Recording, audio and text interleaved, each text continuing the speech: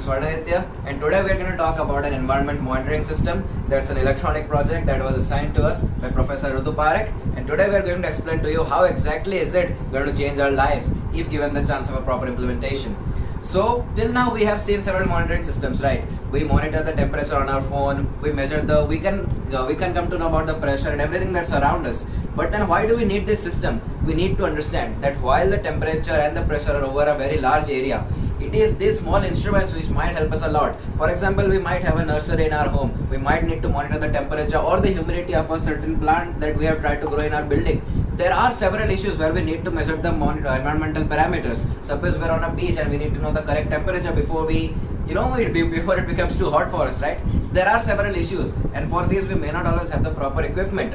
That's why we need a kind of device which is low powered, which supports a good data rate, a low data rate, so that it consumes less power, it lasts for a longer time, and overall it's much more portable and much more suited for the needs of a regular life. So back to where we were. So if you see that we are going to measure the environmental parameters, right? Now while there are several parameters that might matter to an individual, the most important ones we believe are temperature, barometric pressure, humidity and light intensity, each one of it having its own significance. While the luminous intensity might help us in deciding what kind of radiation or what kind of intensity is good or bad for our skin, while the humidity might be useful while we're making we are nurturing a nursery, right? And similarly for temperature and humidity. So you see that these parameters, if they can be measured using a very low powered device, using certain sensors which are very much portable, it's going to be really useful, right? And that's what we are doing here. We are measuring these parameters using the sensors of light dependent resistor, which when light intensity falls upon it, since it is having higher resistance on, when the light falls on it, the resistance decreases, and by properly calibrating this value we can measure the light intensity that's falling on it, right? Similarly, we have the device of DHT11 for measuring the humidity. It uses the capacity humidity sensor. Now it also has a NTC thermistor with which it can measure the temperature, but since we're already using BMP 180 for measuring barometric pressure, it also in turn measures temperature with a much better accuracy, and that's why we are measuring both barometric pressure and temperature using that sensor, right?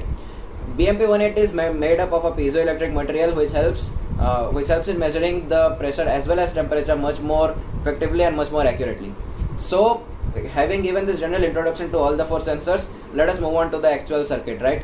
So you see the circuit consists of these three sensors, the LDR at the top, which you can see there, and followed by we have the DHT11 sensor which measures the humidity, and followed by that we have the BMP 180 sensor which measures the barometric pressure as well as the temperature. Now we must take note that BMP 180 and DHT11, while they both receive the data in whatever raw form they have, the data that they provide is in the form of a digital signal, while the light dependent resistor provides the data in analog form. While calibrating the analog data that we receive, we can find out the luminous intensity, and similarly by converting the data of BMP 180 and DHT11 into serial form along with the LDR data, this serial data as a whole is being transmitted to the Zigbee module. And yeah, we finally come to the Zigbee module part. Zigbee module, let's talk about it, right? Zigbee module is actually a very small module, even though it's quite complicated. It is used for transmitting signals at the radio frequency signals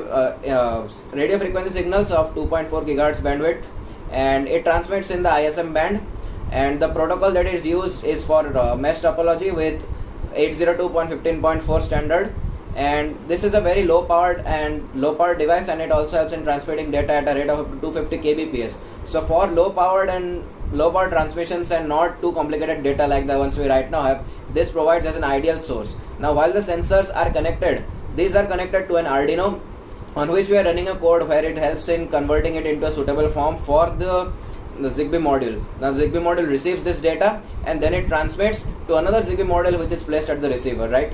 Now, so where we were talking about how the data is being transmitted by the Zigbee module at the site of the sensor, right? Now while it is transmitting, this Zigbee module is in the transparent mode or the router mode, and while the receiving one, which is at the receiver, is in coordinator mode.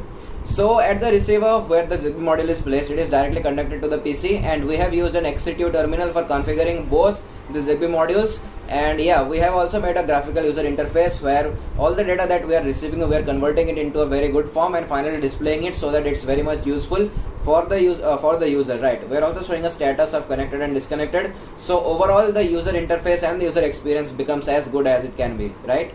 And so yeah, having given the overall description about how the circuit is working, I have just summarized it in one final line, that we have a certain set of sensors which are providing us with the data of light, luminous intensity, of humidity, temperature and barometric pressure. This data, while one is in analog form and the other are in digital form, this is coming into the Arduino, which is an open source platform, a physical platform where we have applied several algorithms by which we are converting this data into serial form. This data is being transmitted by the Zigbee module, which is using an 802.15.4 IEEE protocol for transmission, and the transmission is at rate of 250 kbps, and the transmission is in router mode, right? And at the receiver, this data is being received by another Zigbee module which has been configured in the coordinator mode, and this data is finally being the Zigbee is finally configured in the XC2 terminal, and we are displaying this data for the benefit of the user. So having explained all this, let's move on to the actual circuit so that you can see the live working of this. Okay, so after explaining the circuit diagram, let's finally move on to the actual circuit, right? Here is the circuit after making the entire connection. So let me just talk to you about the major components. Let me introduce you to all of them. This right here is the DHT11 sensor, which is used for measuring the humidity. This is the BMP180 sensor. It measures the barometric pressure as well as the temperature. And here, as you can see, this small thing, this is a light dependent resistor. This light dependent resistor, as the light falls on it, the resistance decreases, and yeah, so the potential drop across the connector resistor increases. And by properly calibrating that, we can approximate and calculate exactly what is the light intensity, right? And this data is being transmitted to the Arduino here, and this Arduino converts this data into a serial form and transmits it via the Zigbee module. This Zigbee module transmits it wirelessly to the receiver, and the receiver takes in all the data, right? And as you can see right here, that the data that is being received right now, this being currently pointed out here, the T stands for temperature, P is for pressure, I is for light intensity, and H is for humidity, right? And as you can see, this right here is blinking 2 times in 1 second. This blinking of 2 times in 1 second shows that this is currently the transmitter, and this is in router mode, and since here it's blinking only once in a second, this is in the coordinator mode. The green light which is on here right now shows that right now the data transfer is on, that is, the circuit is connected. And if you can see here, this receiver also shows that this currently it is connected.